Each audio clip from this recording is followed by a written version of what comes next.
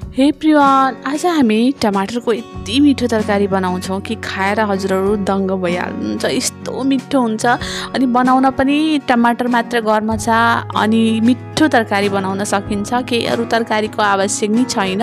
आज हामी टमाटरको तरकारी बनाउनलाई टमाटर चाहियो।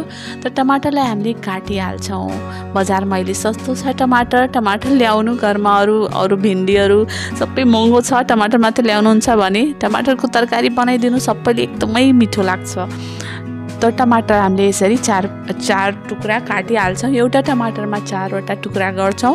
अनि कराईमा 1 चम्चा तेल हाल्छौँ अनि तेलमा हामीले टमाटरलाई यसरी गरेर भुटिहाल्छौँ। हाई फ्लेममा भुट्छौँ, धेरै गलाउनु छैन। त्यही भएर यसलाई हामीले हाई फ्लेममा 2 देखि 3 मिनटमा यो भुटिहाल्छौँ। जब यो सफ्ट भइहाल्छ त्यसपछि यसलाई हामीले कचौरामा निकालिहाल्छौँ। एकदमै गलाउनु छैन। त्यही गलाउनुहुन्छ भने अलि चटनी जस्तै भइहाल्छ। हामीले चटनी बनाउनु छैन, त्यही भएर अलिकति सफ्ट हुने बित्तिकै हाई फ्लेममा 2 मिनटसम्म भुट्छौँ अनि निकालिहाल्छौँ। त्यहाँ मैले निकालिदिएँ अनि त्यसैमा मैले तेल एड गर्दैछु। अनि हजुरहरूले कढाई धुन मन छ भने धुनु होला, तर यसमा टमाटर लाएको थियो त्यही भएर मैले धोएन। त्यसैमा तेल हालिदिएँ अनि मेथी फुराइदिएँ। अब तेल मेथी फुराइसकेपछि यसमा मैले प्याज, लसुन अनि हरियो खुर्सानीको पेस्ट, थोरी धनिया पनि हालेछु। त्यसको पेस्ट बनाएको छु। त्यो पेस्टलाई अब हामीले मेथी फुराएर यसमा हालिदिन्छौँ अनि यसलाई एकछिन मजाले भुट्छौँ।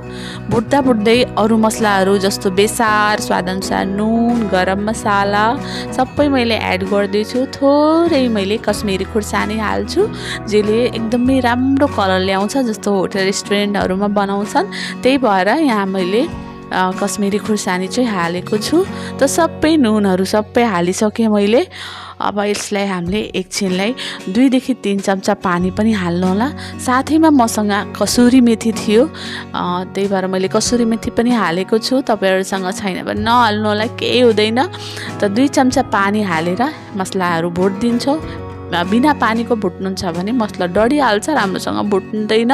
त्यही भएर 2 चम्चा पानी हालेर मसलालाई राम्रोसँग भुट्छ। जब तेल माथि आउन थाल्छ तब यसमा हामीले ग्रेभीको लागि पानी हालिदिन्छौँ मजाले अनि यसलाई मिक्स गरिदिन्छौँ। यसको ग्रेभी नै यति टेस्टी हुन्छ नि। म टमाटरको सिजनमा त जब सस्तो हुन्छ नि टमाटर, त 2-3 दिनमा प्राय बनाउँछु मैले। त यसलाई हामीले ग्रेभीको लागि पानी हालिसकेपछि के गर्छौँ, यसमा बोइल गरेको मैले 2टा हातबाट फुटालेर आलु हालेको छु। तपाईहरुले धेरै तरकारी पकाउँदै हुनुहुन्छ भने 3टा आलु हाल्दा नि हुन्छ। मैले थोरै पकाउँदै छु 4-5 जनाको लागि। त मैले 2टा आलुलाई राम्रोसँग बोइल गरेर हातबाट फुटालेर हालेको छु। काटेर नहाल्नु होला, न त यो आलुको तरकारी भइहाल्छ। अनि हातबाट फुटालेर एकदमै मसिनो गरेर हाल्नु होला। त मैले आलु हालिसकेपछि बोइल हुन थाल्यो, त्यसपछि हामीले यसमा टमाटर हालिदिन्छौँ अनि मिक्स गरिदिन्छौँ अनि ढाकेर 5-6 मिनटसम्म मिडियम फ्लेममा पकाउँछौँ। त यहाँ मैले 5-6 मिनटसम्म पकाएँ। ग्यास मैले अफ गरिसकेँ, त्यही भएर बोइल भएको छैन।